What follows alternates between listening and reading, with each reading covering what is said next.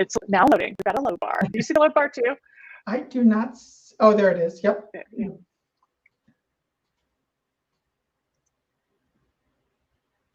All right.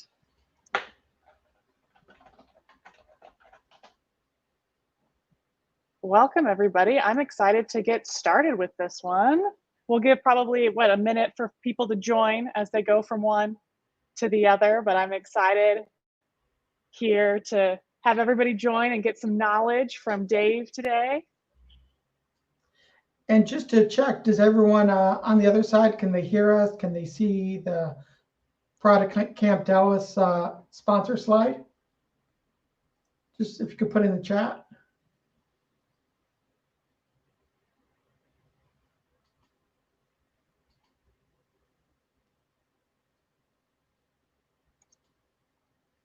Not everyone at once. Right.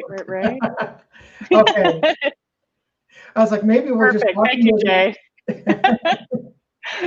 I was like, maybe I didn't push the button right, but it's all good. Thanks, Excellent. guys. Thanks, everyone. I appreciate it. Well, without any further ado, because we've got short on time, I'll go ahead and let Dave Mathias take it away. I'm excited about the behavioral science for good and evil because it's definitely timely about our situation and trends that we're seeing with behavioral science, and the fact that it's something more and more coming up about how machine learning and data and AI can all impact things. So I'm excited to hear from you about this particular topic. So Excellent. Take it away, Dave.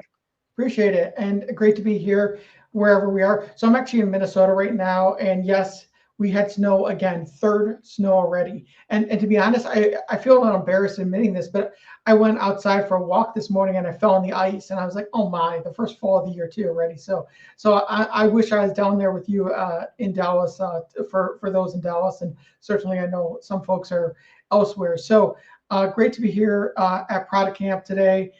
We had Product Camp Twin States last week, and there was Seattle the day before ours. So it's great to see, even though that we're virtual, there's a benefit to this. So great to have all these companies that are sponsoring Product Camp. So first of all, make sure to reach out to each one of them, thank them to sponsor, use social media. They love that. But also just find out what they're doing, because they're all doing adapting in this COVID world, certainly Sequent and Pragmatic on the learning front, and then ProdPad obviously being a software solution. They're always virtual, right? Okay, so a little bit about me. I don't have one of those like about me slides, but today talking about behavioral science and product. My background, just so you understand, because we all have our biases, we all have our lens that we look at the world through. But I used to be an organic chemist, so I started out as a scientist. So when we talk about behavioral science, I feel like, yay, science, right? But then also after that, I became an attorney, and I don't know if attorneys really say yay, science, not really as much. But then I actually I was an IP attorney, so doing patents, trademarks, copyrights, things like that.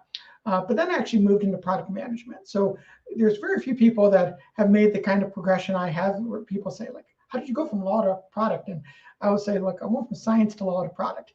And but something that, when you get into product management, I've been more in the financial services space, whether it's software or whether it's service-based areas, and more than just financial services. But I spend more of my time in industry, whether it's product manager or leading teams of product managers in that realm. So I just want to give that perspective, because that's the lens I see the world through. And then certainly behavioral science is one of those areas, just like data science are two areas that I think product managers really need to spend a good time, not necessarily becoming a behavioral scientist or a data scientist, but you really should be able to speak the language, understand the concepts, being able to work with partners that are experts in those spaces, because it will make you that much better as a product manager, whether you're an individual product owner or product manager, or even a director or VP level. So hence why I'm talking about this today. So time to put the BS in product behavioral science, that is, and we'll talk about some of the good and the evil around that. If you do want to get these slides, they're available at this bit.ly link. Additionally, you can reach out to me on LinkedIn, or I do a podcast, Go Beyond the Data. So always love to get people listening to podcasts. So thank you, organizers, supporters, volunteers. other presenters, and then certainly you as an attendee. So thank you everyone for participating. So why behavioral science? Uh, People think, oh, well, it should be obvious, right? I mean, so I think of the movie Office Space, and it's getting a little bit dated, but it's still, I think, a relevant movie, very funny movie. And you got the two Bobs, right? And the two Bobs are come in and they're interviewing everyone for their jobs, and they're trying to say, like, what exactly do you do here? But I think as product managers, one of the things that we're always trying to understand is people and problems, right? So why exactly did you do that, right? So certainly our thought is like, okay, we're going to use more data and we're going to be able to figure out exactly why people are making decisions that they're making. And that just isn't going to happen, at least in the near term. Hopefully we're going to get better and better at trying to decipher why people make decisions. People say they make a decision one way, they say something, and then they do something else. And we see this all the time. And so certainly movie that I find funny. But let's talk about A Tale of Two Product Managers. And Will, if you saw his session beforehand, he was doing the Han Solo and C3PO analogy. Really appreciate that one. But I'm going to talk a little bit, maybe related to that, but a little bit different. But if you're a fan of The Simpsons, anyone give a shout out for The Simpsons? Well, you got Bart, right? So Bart Simpson, he's that instinctual, that quick acting, just like Han Solo, right? Confident and certain. He's emotional driven. Emotional is not necessarily bad, but how much does that drive you? Might not be as trusted always, right? So by his peers, if he's acts like that in front of his customers, going to feel the same way. And he's system one thinking is what in the behavioral science world people would term that. And system one and system two in behavioral science goes back to the research that Daniel Kahneman and Theodore Tversky did back years ago. There's a book called Thinking Fast and Slow, but I say read The Undoing Project. It's a lot more enjoyable, by Michael Lewis. But then on the other hand, you have Lisa Simpson. And Lisa, well, she's deliberate, she's methodical acting, she's humble, and maybe not always as certain. And we shouldn't be certain on almost anything. There's almost nothing in the world that we should feel certain about. As you get on in life, you realize more and more of that. She's very analytical driven. She's very trusted by when she speaks up, people trust what she says. And then should be considered that more system two thinking in that behavioral science realm. So the reality is we have Bart Simpson in us and we have Lisa Simpson in us as product managers, and every single person around the world has some Bart Simpson and Lisa Simpson in them. And so the question is how can we understand, okay, when we're more in that Bart Simpson mode and when we have those biases, and Will had talked about some of the biases. Luckily, we didn't have too much overlap in the biases covering. So that's good to you'll learn some new ones here today. But then, how do you leverage more system two thinking when you're making important decisions? Because it really is valuable to help people be more rational in the sense of deliberate thinking, analytical thinking in many cases. Okay, like I say, read The Undoing Project. It's a really enjoyable book. Michael Lewis, of course, did Moneyball and Liar's Poker and some other really famous books, and just really tells a great story. But it's related to the work that Tversky and Kahneman did in Thinking Fast and Slow. Okay, so confirmation bias. So Will had talked about this one, so I'm going to keep this one really short. But I left it in here because I think it's really important still to get emphasized, because I think this is one of the things that we face over and over again as product managers, not only internally, like we're trying to overcome this, but we're also dealing with executives and customers and others that are certainly in sales teams and things like that are certainly facing this confirmation bias. So what is it? Of course, it's seeking out information or evaluating information or decisions based on our beliefs, thoughts, and assumptions. And so makes sense, right? So some examples, okay, we might say seek data or design an experiment that more likely supports our view. We say, okay, we're going to be data driven, but let's go like tip the scale so that the result comes out how we want it. Well, that's not data driven necessarily. That's you're using data, but that's not really making the decision off data. You've come with your bias and now you've tipped the scale. And of course, there's been a lot of things around p-hacking and different research that have been done, especially in the social sciences, but even in the health sciences. And certainly some of this is that confirmation bias issue. Additionally, something was your idea, So you're more likely just prone to support it. So, hey, I came up with this idea, or an executive comes up with that idea. So everyone's like, okay, this is my executive. I'm on that VP of product spoke first. And so everyone sort of on this team sort of like, yeah, we gotta like side with our VP. And so that's another reason why, especially if you're in that leadership role, to not overarch those conversations and let others speak before you speak, and get others input before you give that input. So certainly a couple tips there.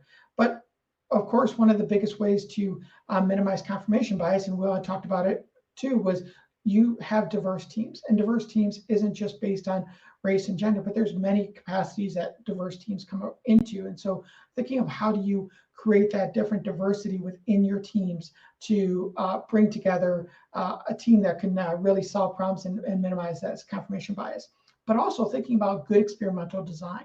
And so one of the things is really having a process in place to design experiments well, and sticking to that process as an organization, as a team and an organization, because by doing that, you're going to be much better off and minimize those confirmation bias. Okay, so one of the things that's really huge, and we just know it, like we've seen it ourselves in many capacities, is, hey, we're apathetic as people. We tend to be a little lazy, right? So defaults really are important. And so what is default effect? It's when a choice of different options is given, we tend to choose the default. You know, we get 401k contributions. A classic one, of course, is either people usually cite 401k retirement contributions, or they'll cite driver's licenses and organ donation.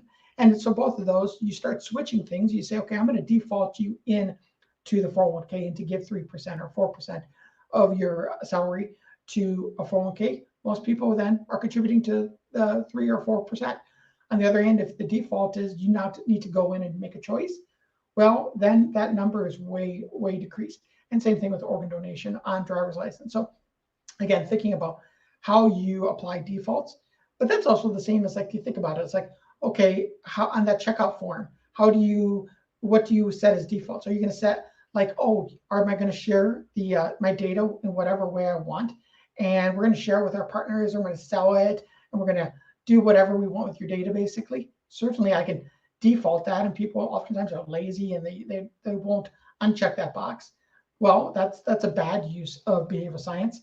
Of course, leave sign up form for I wish to receive further communications blank as default. That's a good form. And so I'll talk about a company. I'm going to give them a little bit of a hard time because I always see the defaults set, and it frustrates me. But this happens all the time, where when you see defaults to sign up for newsletters or defaults to sign up for whatever, it seems like people are just trying to use defaults for their own purpose, but less about their customer. And so encourage you to really be thoughtful of how you use your defaults in that sense. And of course, set defaults with preferred outcome, but do so ethically. Okay, so inattentional bias, let's run a little bit of an experiment here. So what I'm going to do is I am going to switch screens, and I'm going to ask Sarah or somebody if you can see the new screen when I load it. Okay, so do you see? Yes. Okay, excellent. So, and then also I'm going to also ask if you hear the volume coming out of the computer too. We do not. Sweet.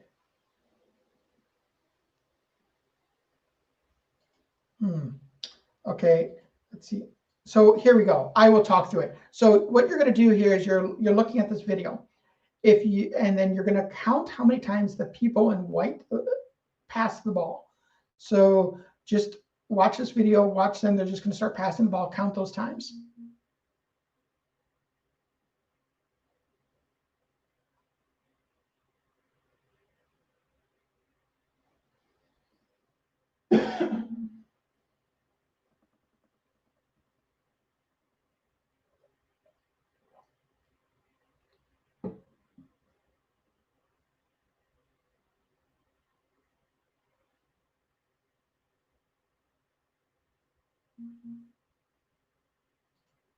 Okay, whoops. Of course, it hit it first. So I was going to say, put in the box, the chat box, how many times people pass the ball.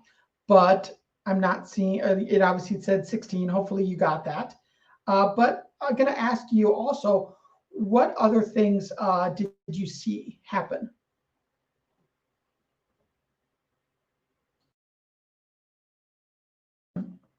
So in the chat, if you can put what else did you see in that video? Did you see anything happen that was a little bit strange? Okay, 16 passes plus a gorilla. So certainly you saw the gorilla. Anyone else? Anyone want to admit that they didn't see the gorilla?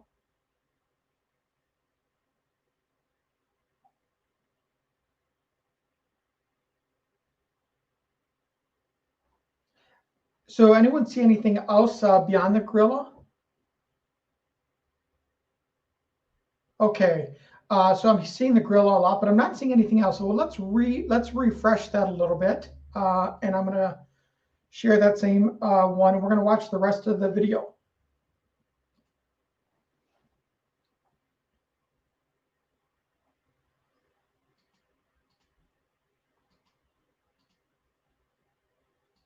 Like this before, about half missed the gorilla.